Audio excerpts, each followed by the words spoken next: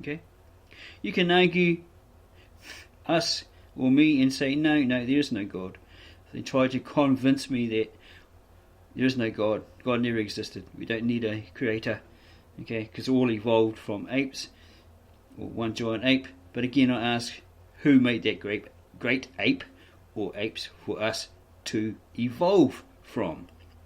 This to some may still not prove God exists, but I believe it does. Okay, I believe common sense and logic. And when you look out the window and you see stars in the sky, clouds, trees, everything, right? You can look into the universe with a telescope, etc., etc. Look at nature, see all the things that exist. Then, common sense and logic tells me there must have been an original source, therefore an original intelligent designer. Okay, be it a god, a deity, or an alternative, the alien conglomeration or confederation that did all, created all, as stated in the Sumerian, Akkadian, Babylonian cuneiform texts. Very, very ancient, right? But they exist. Okay, that information exists.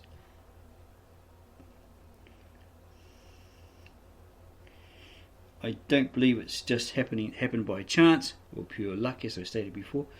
Okay, it's all part of somebody's plan, or someone or something's plan. Okay. So basically,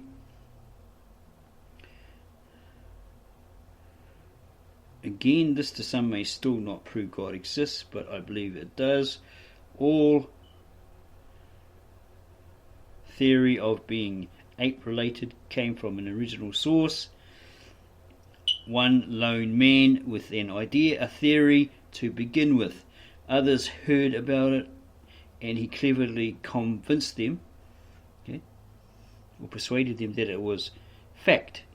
Then those convinced went on to convince others, in turn who then convinced others, who then in turn convinced others, and so forth. And then those claimed as experts today in certain fields, scientists, etc., recognised as such because they're deemed experts in that field. They're knowledgeable, they're intelligent, they know all that stuff, and they've got the certificates, the degrees, the masters, the diplomas, the PhDs, etc., to verify that they are more than qualified. They are the experts. Okay.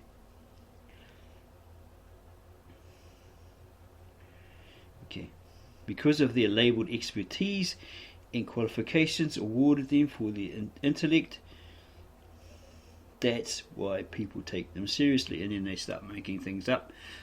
Based on fact. Well, scientific theory, it's still a theory, isn't it? Oh yeah, but it's the difference between scientific theory and a theory. They're still theories, aren't they? Somebody originally came up with the idea, and somebody else looked at it, checked it out, right, tried to prove that it was fact, established fact, evident, irrefutable, infallible, etc. Right? There's more to just the statement. Science says it's fact. Okay, have a look at how science works, and then you'll understand that. Okay. Yes, everyone's been cleverly convinced, and they've been cleverly convinced, and so forth and so forth. Okay, so it's a hard job trying to prove that God exists, something that you can't see, but you've been told through holy scriptures or texts or whatever, or by religious people, well, it's all faith, it's all trust. I believe that you have to have trust in these so-called people that spent time with, say, Jesus the Son of God, or Jesus the Christ, Jesus the Messiah, and witnessed that they're testators or testifiers who swore in those texts that they weren't lying. God forbid that they were lying, because then their whole story is a sham, how shameful, etc., etc. So they swore and they died as martyrs for what they truly believed in. Who does that? who dies for something they don't truly believe in. Okay, that's insane. Okay, so we at the Ministry of the Real Truth, we believe honesty is our motto, so we chose a policy along the lines of honesty is our best policy, because we believe in and use common sense, logic, and try to stay in reality, realism, and now with established facts, evidence that proves the self-evident, irrefutable or infallible. Okay, we provide source links to that evidence, etc. And we leave the fantasies or phantasmal for other areas, such as the bedroom, right? Okay, we try to stay in reality. We keep ourselves in reality check as much as we can, and we believe that we should be honest and tell the truth, but we are human, we are prone to making mistakes, as I mentioned in other videos, so from time to time we may do that. Don't forget the old quote, the old saying, to err is human, but to forgive is divine. So yeah, don't come at us nasty as and say, oh, you said this, you're a liar, and all that sort of stuff. Just tell us, act like an adult and tell us, okay, you were incorrect there, and here's how it really is. Okay, please fix that, and we will have a look at it and weigh up the pros and the cons of your statement to see if it actually is true. Do the personal research, whatever, and then if it is, we'll rectify that, remedy that, and then leave a comment down below in the comment section and say thank you very much, you were right, and we have fixed it, and thank you, we're so grateful that you pointed it out to us. Okay, and you didn't come at us nasty and all that.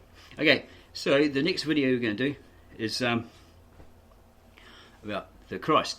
Okay, did Jesus the Christ or Yahshua Mashiach or Yeshua actually exist? Well, we believe he did, because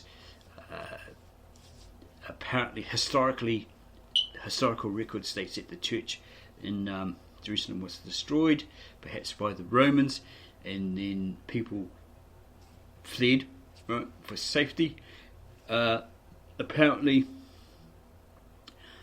his disciples fled across country wherever they went, and there was the closest people to him, testator's witnesses, that attest to what they saw him do, miracles, etc., healings, and what he said. And somebody amongst them, it's all been said that they were illiterate, right? Well, they were Galilean fishermen, weren't they? So yeah, they probably were, but it sounds like, it appears that somebody, possibly Matthew, the tax collector, possibly a Greek, right, he wrote everything down, because if he knew numbers and figures, yeah, he surely knew how to write, didn't he? Had that intelligence. So yeah, somebody there obviously wrote it down. And then when the church was destroyed, Thomas grabbed it, took off, probably went across lands like China to India, set up some churches, okay, original churches, gave these texts, original texts in the original language, Galilean Aramaic, or Aramaic Galilean, to these appointed high priests, who then, over the centuries, or for 2,000 years, have hidden it from the Roman Catholic Church, who probably would have put all those people to the sword, taken those texts, burnt them, or totally made a mess of them, locked them away in their vault, or wherever, so they never see daylight again, etc., right? And put those people to the sword, okay? And also from Islam, who were just interested in their land. That's all they really wanted, but they suggested you can live peacefully under Islamic law as long as you behave. No idols, right, all that sort of stuff. So they got rid of those and just kept their icons. Okay, so that supposedly that original church hid, therefore preserved those texts from that original disciple Thomas for 2,000 years, and head patriarch confirmed, testified that it was never messed with. They were intact as the day they were given by that particular disciple. Okay, there's still the question, okay, did those people really exist? Well, if you have the original manuscripts, and it's proven by expert that they are dated to that first century when he gave them, and it appears evident that somebody who was closest to that person, the Christ, right, existed. So therefore, what are the chances of that Christ figure actually existing? Okay, they could be fakers, liars, whatever, and just wrote this tale. Okay, but as I said earlier, when they testify, a person as a testator testifies as a witness to what he saw and heard and what was done, right? You need to understand the word testator, which is found in the Aramaic New Testament here, translated by Victor Alexander. I remember coming across that word, so I looked it up, and it means somebody who leaves a last will and testament.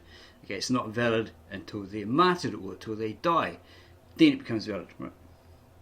Yeah, it's the definition of testator is a person who lives a last will and testament. In this case, it's basically he's left a testimony or a testament, okay, which became valid after he died. Okay, that writer had died, or that person who gave it to that original church, Thomas in this case, handed it over.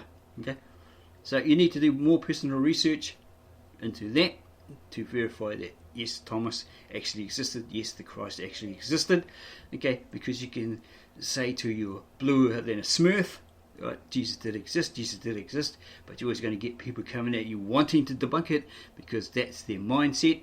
They don't want to believe that there was a God, that there was a Saviour, Son of God, etc., who did all these things.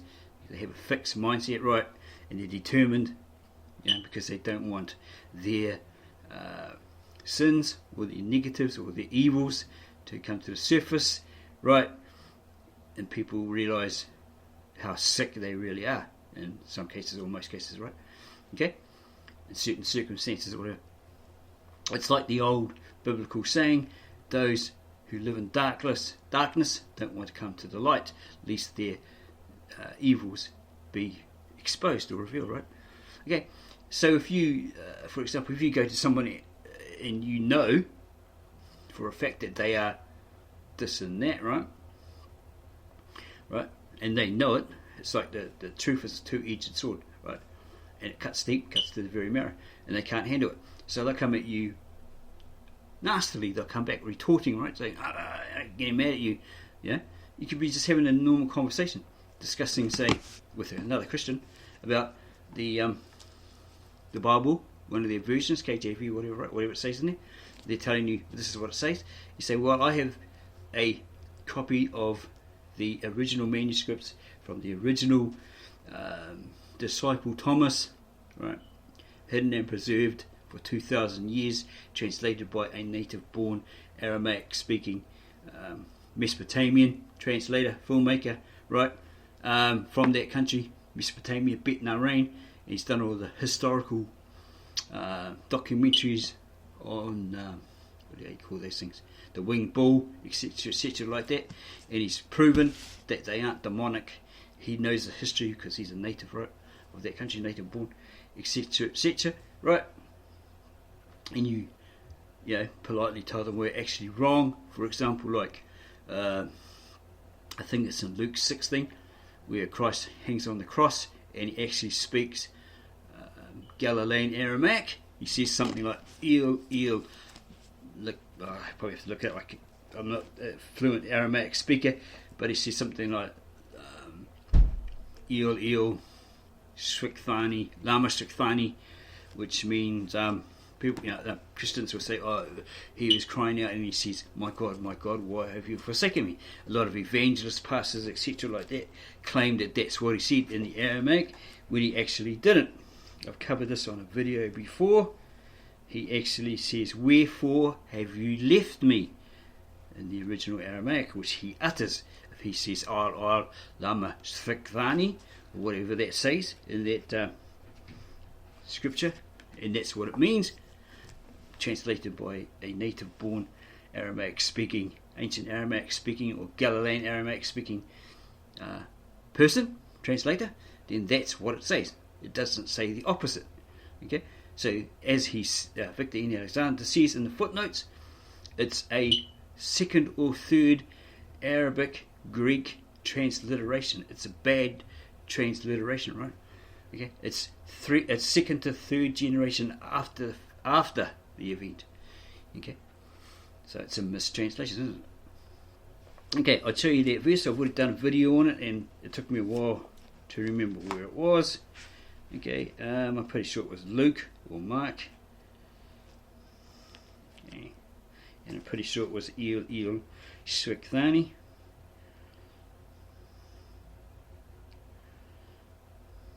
Okay. Pretty sure that's what it says.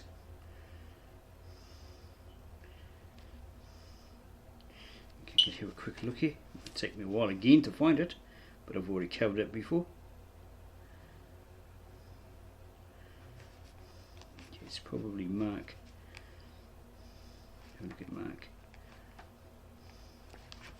Pretty sure it was Mark. We actually sees it. Okay, I will find it. You always seem to have trouble finding. I should write it down, whatever. Okay.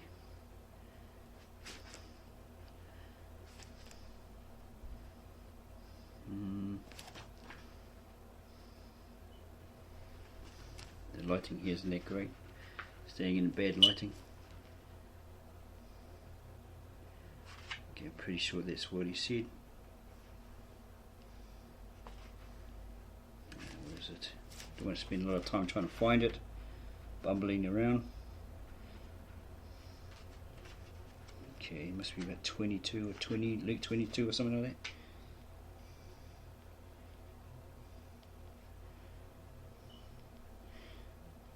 When they said, look, he's crying out to Elijah. He lifted his head and he was calling out to God.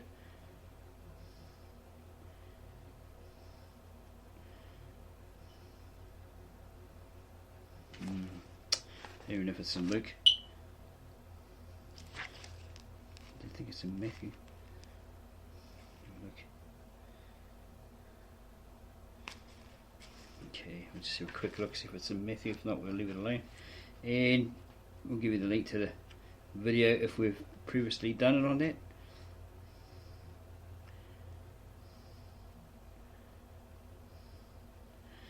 Okay. I think I might have found it. Just to verify that that's what he actually said. Okay. And then we're not making it up, pulling it all over your eyes.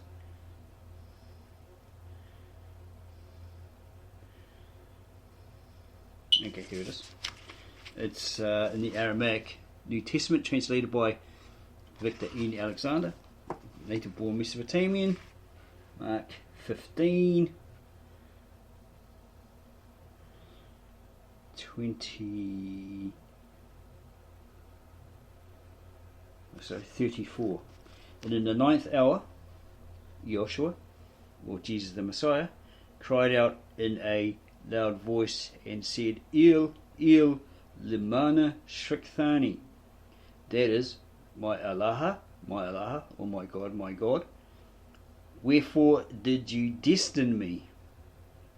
And people that heard it, of those who stood by, said, he is calling Elijah, or Elijah, in the Aramaic, from the Aramaic into the Hebrew or English. Right. So, it's got a footnote which states on page 108 of the Aramaic New Testament. Okay. In the footnote, 1534 literal 1534:3 literal Aramaic Il limana shrikhthani. This is the correct transliteration of the original words of Joshua the Messiah, or Jesus the Christ, in Galilean Aramaic. Other transliterations indicate the second and third generation transliteration from Arabic and the Greek, so it's incorrect. Same with John 1 verse 1. In the beginning was the Word, and the Word was with God. That is Greek. the Logos. It's incorrect, where he is the Muta, right? He is not the Logos, he is the Muta, which is a sacred title for him, and only for him, okay? Yoshua the Mashiach, or Jesus the Messiah, okay? He's the manifestation of God, God in the flesh, God incarnate, and God is the embodiment of that manifestation. So if you look through the Aramaic New Testament, if you can get hold of it from Amazon or whatever, okay, in there it's kind of weird. It's like one moment it appears like he's in the garden and he's talking to God, he's up in heaven, right? So that makes them two different beings, etc., etc. But I had a bit of a, well, not an argument, but a bit of a talk with the Victor and Alexander through email, and he says you have a funny way of understanding Christ, right? Well, the Messiah, he actually is God, and then later on through these scriptures, and even in the English version, I found that it states he is God, right? Because in that statement, him being the manifestation, right, of God, God incarnate in the flesh, and God being the embodiment of that manifestation, that verifies that he is God, okay? And he's part of the triune, 3 as 1, 3 in 1, so that makes him God, okay? Why? Because remember Moses and his incident where he supposedly it said that, here's another incorrect translation, that he heard a voice from a bush, a burning bush talking to him. No, in the Aramaic, he looked up and he saw God sitting on a disc, a flying disc, right, flaming flying disc, and he talked to him from there. Use your logic and common sense. Someone's made a bad translation. Bushes don't talk, same as donkeys don't talk, and snakes don't talk, okay? It's probably allegorical, symbolic for some other form of being, right? Possibly a reptilian, okay, because it stood upright, okay, and then it was cursed and it would crawl on its belly, so it obviously lost its legs. You look at the scientific evidence of a snake, it used to have legs, okay, it used to have legs, right? So if this original story, right, Genesis spoke of a being, a serpent, a reptile that stood upright, right, it wasn't ugly or anything like that, that didn't scare Eve, okay, then it was some upright being, reptilian, or representation of something else or whatever, right? Okay, because remember in Revelations it says the old dragon, the serpent, okay, the devil, okay, so it mentions there serpents, etc., snakes are reptilians, okay, do you understand? Yeah, so these people are telling you bad translations, they're lying to you, okay, because this is from the original hidden, preserved Aramaic Galilean that Christ and his followers spoke and wrote and recorded in, okay, hidden and preserved for 2,000 years. And also the Old Testament from Brita in the Aramaic, ancient Aramaic, or Genesis through to Malachi, okay, that originates from the original ancient Aramaic, ancient because it's old, okay, not just calling it the Aramaic, which would be which is referring to the modern derivative or Syriac, a later modern version. Okay, this is the ancient old sacred language, scribal language of the Old Testament scribes and prophets, what they wrote, they spoke and wrote or recorded and compiled in around 800 BC in Ur-Hai, and then finally compiled as one book, Bible, Old and New Testament, right, manuscripts in the the 4th century or 5th century, okay, there's always variations, right?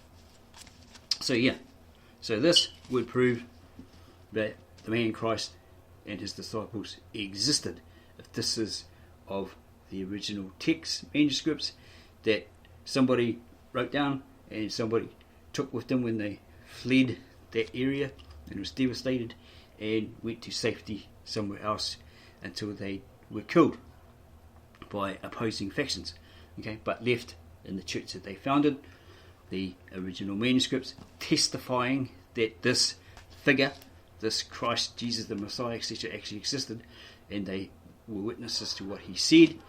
Okay, they saw, they heard, they saw what he did. Okay, the miracles, the healings, etc., etc. Okay, and those manuscripts haven't been messed with, as attested by the then head patriarch, 1957, of that church that Thomas founded, Ma Isai Shamun, as I mentioned in all the other videos. Okay, he testified that it was never messed with. Okay, you got Victor N. Alexander that brought a copy of the original manuscripts in the original language. It's supposed to be a dead language. He revived it so that he could translate it, right? Because he found all the rest were incorrect. They were using the modern Syriac and botched everything, right? Okay, so he revived that and he translated it into English. Okay, so still probably to people it'd be like, I still have some proof that those are authentic. We'd have to get our hands on them and have a look at them. Go to the original Church of the East, ask them if they got those, have a look at them, the Kaboris Codex, whatever, find Angel Gabriel Roth, Victor N. Alexander, and say, where'd you get it from? Check it out, whatever, get it, drag an expert along with you, an expert, not one, that got his certification from a Weet-Bix box or a cereal box, but a genuine expert, in the field. Get him to have a look at it and verify, yep, it's from that age or that century, thereabouts, and by the looks of it, somebody from their age actually wrote all this down, okay, and then take it further from there to prove that it is the original manuscripts, right? That the writers of it were infallible, and then that deems their writings infallible and irrefutable. You have to keep doing the personal research to prove to these naysayers that don't want to believe, right? They want to shut you down, scoff at you, whatever, and tell you, no, it's all rubbish, it's all made up. It's all, sometimes they've never read the book, right? If they had, they would realise that, sure, it was inspired by God through the Holy Spirit to certain chosen people, like the disciples, right? Those that were with him and accepted what he said as the truth, and he proved to them it was the truth, right? And then they testified, they were testators, and then they died. They were martyred because they believed what they had seen and heard as witnesses, and they swore, they testified that they weren't lying, right? Because what a waste of time that would be to go around saying all that sort of stuff and dying for something you had no belief in, in the first place. Okay, so we are the ministry of the real truth, and we believe that because we corresponded with this elderly man, Victor N. Alexander, right, through email, etc., watched plenty of his videos, done all the research. We believe, I tried to catch him out actually a lot of times, but I never did, right? So I believe that this guy is a genuine article, right? The genuine article. So that's why I stand by this, his translation of the original Aramaic. Okay, go to Andrew Gabriel Roth's site, the AramaicScriptures.com, and there's a picture there of the Kaboris Codex, and he mentions all the other codexes or manuscripts that he's looked at, he's checked out, right? There have been some errors, etc., etc. Go check out his website. He shows you a picture of it, okay? And then there's the evidence there, facts of them finding some old manuscript, but a couple of the pages have been missing. It's old age, right? Okay, and all that sort of stuff. All the evidence is there. Okay, so you got to do your homework. You got to do your own personal research, and if you come to the same realization that we have at the Ministry of the Real Truth, right? We still have some discrepancies, okay? Because other things are out there that may, prove that some of these things that this Victor N. Alexander is saying, he's not telling you, right? Or these things he's not telling you, okay? Like from the original, way older Sumerian texts, etc., etc. Okay, things like that. Other people have come to realise as well that it's all been adopted and adapted from these ancient cuneiform texts, right? The Sumerian, the Akkadian, and the Babylonian, and the Assyrian. Okay, there's a lot of information in the Assyrian history, but Western theologists, Christian structure, want to keep that under the carpet. They want to keep it locked away. They don't want anybody to know the real truth. So we at the Ministry of the Real Truth are doing that, because we believe that like Vic in Alexander, that we should be pushing for that apostolic faith of those disciples to be re-established. Okay, I don't know if Angel Gabriel Roth has got the same idea, but yeah, go check out those guys, Victor N. Alexander, Angel Gabriel Roth at the AramaicsScriptures.com, and check out another dude called James D. Franciscus, who has 2 doctorates, PhDs in the Hebrew, Greek, and the Aramaic, I think he said. Yeah, I had a little talk with that guy. Comments there, look under his video, you see them all there. The Ministry of the Real Truth comments. Okay, and he verifies about the Aramaic and the idioms. And to quote him again, he says, if you don't know and understand those idioms, that's the way the Eastern scribes, prophets, etc. express themselves, vocally or through their writings. If you don't know them, don't fully understand them, you don't know the Bible as well as you boast or claim you do. Claim or boast you do, right? Okay. And all these versions that you have, they come from one source. You'll be surprised what source they actually come from. Okay, and they're supposedly corrupted, as I mentioned in a lot of my videos. Okay, these English versions, they have errors, contradictions, mistakes, lies, right?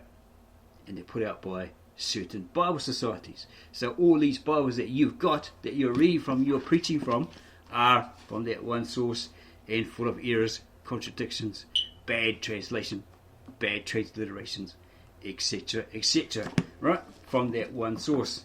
So you are not telling or preaching me the truth, okay? Because it's, as I said, it's full of errors, contradictions, bad translations, transliterations, right? So I only use them as reference, because you get the different denominations coming to you and saying, oh, this is what this Bible says according to us, blah blah blah blah blah, when it doesn't. As I pointed out with the comment that Christ made on the cross as before he died, Il lama shukthani, which meant, wherefore, why have you abandoned me, have you left me to my destiny, right? Because he knew that that's what he was incarnated in the flesh for, to bring man back to God. There's the only way back. He was the only way back. He's the bridge back. There's no other, as he stated, right? So he did the ultimate sacrifice for all mankind, because obviously the Creator and the Son love all of mankind, right? Even though they're sinners. Okay. Yeah, and you got these versions here, right? We got the original manuscripts translated into English, and you got every other version, English version out there, right? Okay, let me tell you a little secret. You go have a look at this Brian video. I've left a link on the other videos called the American Bible Society and Their Lies, and he points out the original source, that it was all translated from the supposed original Hebrew texts, right, manuscripts, into Greek, and then into the Old German, and then into the Old Latin by monks like what's his name, Luther, right, and then other Protestant reformers, right, they were under the Roman Catholic boot heel, right, and they corrupted everything. Okay, all these different versions like Good News, Living Bible, AMP, etc., etc. They couldn't touch the King James Version and a couple of other ones, but he says, where's the Textus Receptus and the other one, right? Okay, it's not in that column. It's all coming from this one source, and it's all corrupted. Okay, so all your versions, again, that you are preaching me from, telling me it's the truth, but it's truth, it's incorrect. Why? Because this is from the original manuscript in the original language by the original disciples, etc., etc., right? Okay, preserved for 2,000 years. Okay, from the 800 BCE to the 1st to the 4th century, and these other ones are like modern day, from 1611 onwards. Okay, Middle English, from the Latin to the Middle English, Old English, Shakespeare speak. Okay, so as I pointed out, with the cry on the cross from Christ, okay, and Moses in the burning bush in the Old Testament, which wasn't a burning bush, God was seated on a disc, burning flying disc, etc., etc., that these are dangerous. Okay, these are very dangerous. That you are saying, I'm preaching you the truth, person. Knock, knock, knock, I'm preaching you the truth, and this is what it says, when it doesn't. Okay, so what does that make you? An error, contradictory, right? Brass tacks, a liar, does it not? Okay, so hopefully that hits you hard, like a two-edged sword, okay, which is the truth. Okay, cuts deep. Hopefully it cut you to the marrow and make you wake up and realise you've been duped. Somebody had to say it, and we are the ministry of the real truth. If you don't like it, we can go pay tiddlywinks or do something completely different. But we hope that you appreciate this punch and kick in the guts to wake you up to the real truth, the whole truth, and nothing but the truth. Okay, so if you like this video, or if you hated it, yeah, don't subscribe. But if you love it, then subscribe to our channel below, right? And then set that notification bell to receive our no nonsense, no fluff, no BS truth videos. Okay, give us a like, a couple of thumbs up, and then tell your friends, wow, this guy like really kicked me in the nads with the truth there, you know. Like, I did not know that we were being duped, that Christ actually said something completely different to what the pastor told me. Why does he keep lying to me? You know, I go to him and say, well, this guy said, according to the original language, the original manuscripts, that Christ said something completely different on the cross. And you go, oh, no, don't believe that guy, because it's written here in our 1611 version, or our 2000 version of NKJV or whatever, ESV, New Invented Version, whatever. Okay, so believe that, because we are the chosen and all this sort of rubbish, right? Okay, so it would be advisable to go find a person that knows how to speak the ancient Aramaic. Okay, not so much the one who knows the Syriac, but he might be aware of the Ketav Esrit. Like, there should be a Jew, a top Jew scholar out there, a rabbi that actually knows about it. I know there's one, I've forgotten his name. What was this video? The warning to the Jews, which I unfairly got a copyright strike as a hate speech one, when he was the one pointing out all the historical facts on his video. I was only using it because to verify that the same thing he was covering is actually in the book of Revelations in the original manuscripts. So I appealed it, they rejected it. Okay, so we're moving on from there. So again, subscribe to our channel, set that notification bell, give us a like, add some comments, tell us whether you loved it, and it was real kick in the nads, or you just completely hated it. It'll be interesting to see, but we're going to hit you hard with it, the truth, the whole truth, and nothing but the truth, because that's what we are, the ministry of the real truth. Okay, we're sick of the BS, the fluff and the hype, and we want the people out there to know the real truth. Okay, so subscribe, give us a thumbs up, add your comments, and we will see you later. Bye.